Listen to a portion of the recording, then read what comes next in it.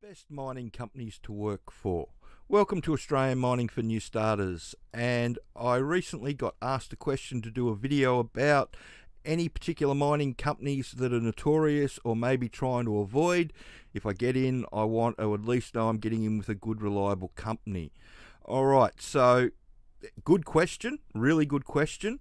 And again, I just feel the need to let everybody know that we are in a major boom at the moment, and that has meant that experienced people are really thin on the ground, and that has consequences, unfortunately.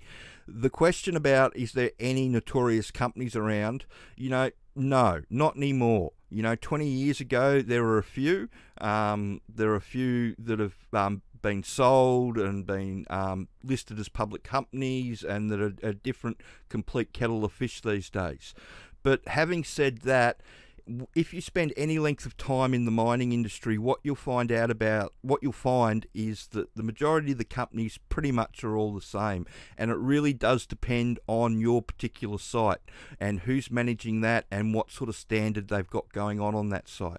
And I know there's a couple of the major companies that have got sites that they've got no turnover at all because everybody's happy, and then they've got sites where they just they couldn't keep somebody there if they nailed their feet to the floor. And that's just got to do with the people in charge, how much experience they've got, whether they're ready for it or not. And, it doesn't take a lot for a good site to turn into a shitty site either.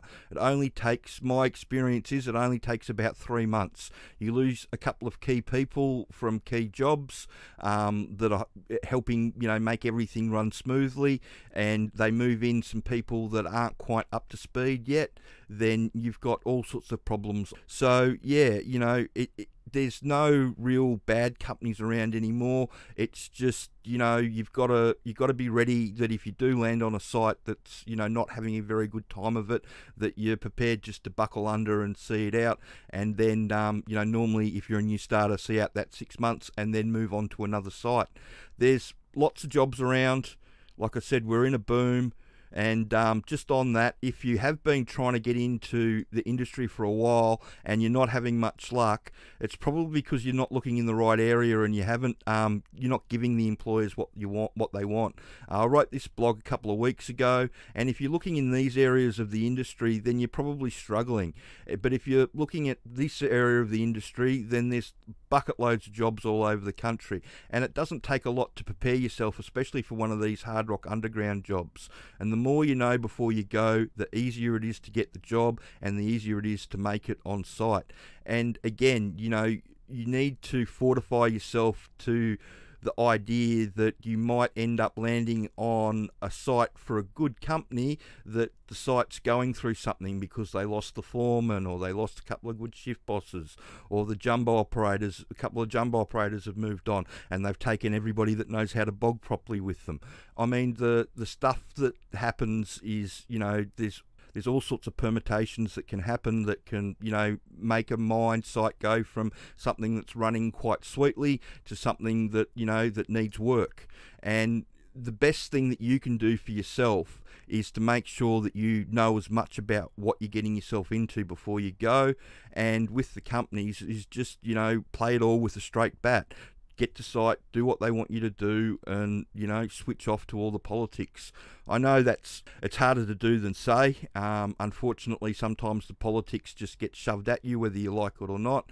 And again, in the situation that we're in at the moment, a lot of people, especially with experience, are leaving for those better sites. But if you've landed on one of these sites as a new starter, then you've got to do that 6 months, because if you don't do the 6 months, you will struggle to get another job. But once you've done that 6 months, you'll be able to get in wherever you want. And, with a bit of luck, by the time you see the 6 months out, the worms turn, they've got somebody new in, it's all going back together again. And that can, in the end, if you stick it out sometimes on a site that's going through something, it can lead to a promotion for you, because a lot of people, they just fuck off.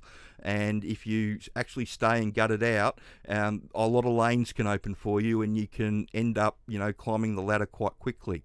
So there's always that choice in it as well.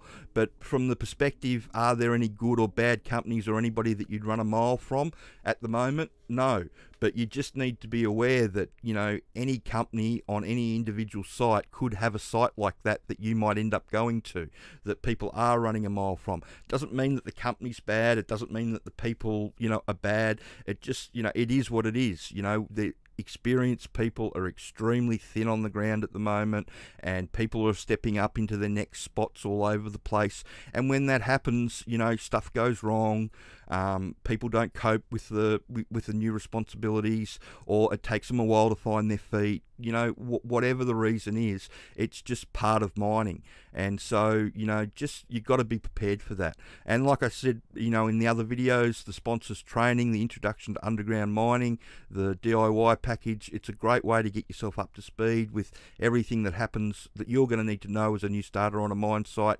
And if you do get to a mine site where things aren't that great, and the person that's supposed to be training you's only had 3 weeks experience for yourself, then, you know, all the information in here contains everything that a good buddy should be showing you down the hole, with the truck driving and service crew work and nipper and all the other important jobs that they get you to do, like scaling and watering down.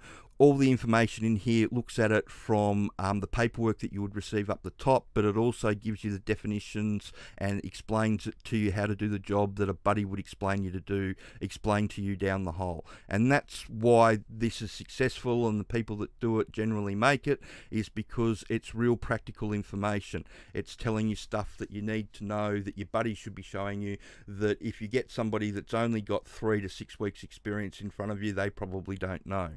So just be aware of that.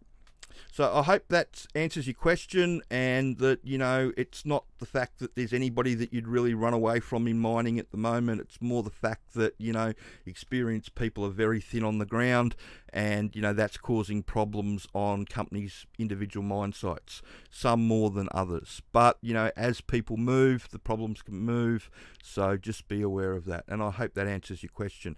And if you've got any more questions, please send them through. I'd be happy to answer them. If you could like the channel and subscribe and share the video around, that would be wonderful.